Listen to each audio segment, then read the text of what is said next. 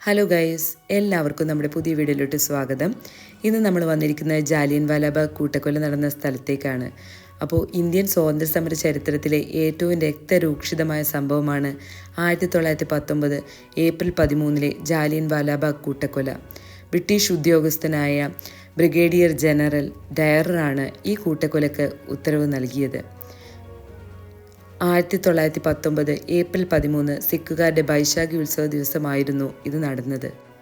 അന്ന് അമൃതസറിന് അടുത്തുള്ള ജാലിയൻ വാലാബാഗ് മൈതാനത്തിൽ പോലീസ് അതിക്രമങ്ങളെ പ്രതിഷേധിക്കാൻ ഒരു പൊതുയോഗം സംഘടിപ്പിച്ചു. ആയിരക്കണക്കിന് സിഖുകാരും മുസ്ലിങ്ങളും ഹിന്ദുക്കളും അന്ന് ജാലിയൻ വാലാബാഗിലെ മൈതാനത്തിൽ തടിച്ചുകൂടിയിരുന്നു. ഇംഗ്ലീഷ് യുവതിയെ ഹിന്ദു ദൈവങ്ങളോട് ഉപമിച്ച ജനറൽ ഡയറുടെ പ്രസ്താവന ഒരുപാട് പ്രതിഷേധമുയർത്തിയിരുന്നു. ഇന്ത്യക്കാരോടുള്ള ബ്രിട്ടൻ്റെ തരം താഴ്ന്ന വിവേചനമായിരുന്നു ഇന്ത്യൻ സമൂഹം ആ പ്രസ്താവനയെ കണ്ടത്. ബ്രിട്ടീഷ് ഉദ്യോഗസ്ഥൻ്റെ ഈ പ്രസ്താവനയ്ക്കെതിരെ സമാധാനമായി പ്രതിഷേധിക്കാനാണ് അന്ന് ആ യോഗം കൂടിയത്. ജാലിയൻ വാലാബാഗ് ഉദ്യാനത്തിലേക്ക് ഈ ഇടുങ്ങിയ വഴി ഇതിലൂടെയാണ് വെടിവെപ്പ് ഉണ്ടായത്. യോഗം തുടങ്ങി ഏതാണ്ട് 1 മണിക്കൂർ കഴിഞ്ഞപ്പോൾ അന്ന് അമൃതസറിലെ സൈനിക കമാൻഡറായിരുന്ന ജനറൽ റജിനാൾഡ് ഡയർ 90 അംഗങ്ങൾ വരുന്ന ഒരു ചെറിയ സായുധ സേനയുമായി മൈതാനം വളഞ്ഞു. യന്ത്രവൽകൃത തോക്കുകൾ ഘടിപ്പിച്ച 2 വാഹനങ്ങൾ കൂടി ആ സേനയോടൊപ്പം ഡയർ കൊണ്ടുവന്നിരുന്നു.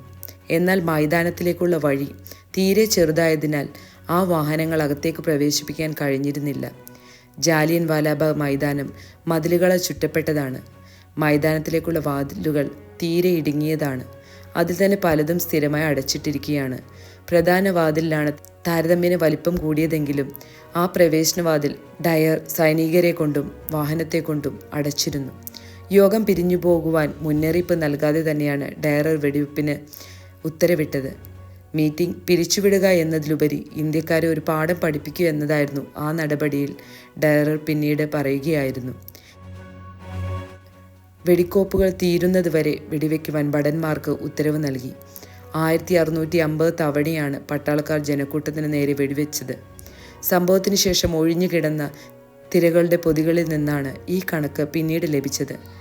അപ്രതീക്ഷിതമായി വന്ന ദുരന്തത്തിൽ നിന്നും രക്ഷപ്പെടാനായി ജനങ്ങൾ കൂട്ടത്തോടെ മൈതാനത്തിനുള്ള ഒരു ചെറിയ കിണറ്റിലേക്ക് ചാടി.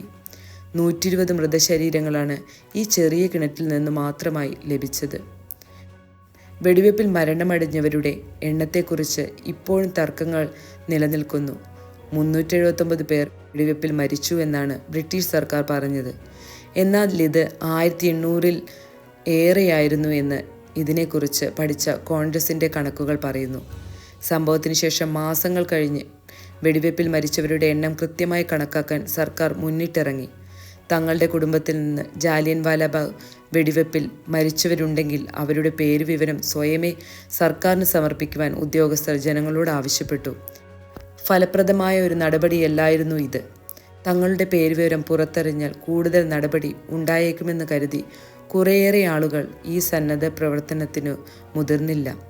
ബ്രിട്ടീഷ് ഉദ്യോഗസ്ഥരുടെ കണക്കുകളേക്കാൾ വളരെ ഉയർന്നതാണ് യഥാർത്ഥ മരണസംഖ്യ എന്ന് ദൃക്സാക്ഷികൾ പിന്നീട് വെളിപ്പെടുത്തിയിട്ടുണ്ട്.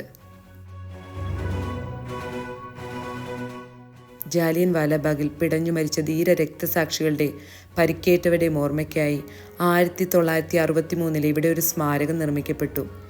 1920 ജാലിയൻ വാലാബാഗിലെ രക്തസാക്ഷികൾക്കായി ഒരു സ്മാരകം പണിയുവാനും അതിനുവേണ്ടി ഒരു ട്രസ്റ്റ് രൂപീകരിക്കുവാനും ഇന്ത്യൻ നാഷണൽ കോൺഗ്രസ് തീരുമാനിച്ചു. 1923 ഈ ട്രസ്റ്റ് ജാലിയൻ വാലാബാഗ് സ്വന്തമാക്കുകയും ഒരു സ്മാരകം പണിയുകയും ചെയ്തു. അമേരിക്കൻ വാസ്തുശില്പിയായ ബെഞ്ചമിൻ പോൾക്ക് രൂപകൽപ്പന ചെയ്ത ഈ സ്മാരകം അന്നത്തെ പ്രസിഡന്റായിരുന്ന ഡോക്ടർ രാജേന്ദ്ര പ്രസാദാണ് ഉദ്ഘാടനം ചെയ്തത്. ജവഹർലാൽ നെഹ്റു ഉൾപ്പെടെ പല പ്രമുഖന്മാരും പങ്കെടുത്ത സദസ്സിലാണ് ഈ സ്മാരകം ഉദ്ഘാടനം ചെയ്തത്. പട്ടാളക്കാരുടെ വെടിയേറ്റ സ്ഥലങ്ങളുടെ ഭാഗം പ്രത്യേകം സംരക്ഷിച്ചു സൂക്ഷിച്ചിരുന്നു. വെടിവെപ്പിൽ നിന്നും രക്ഷപ്പെടുവാൻ ജനങ്ങൾ എടുത്തുചാടിയ കിണർ രക്തസാക്ഷികളുടെ കിണർ എന്ന പേര് നൽകി സംരക്ഷിച്ചു വരുന്നു.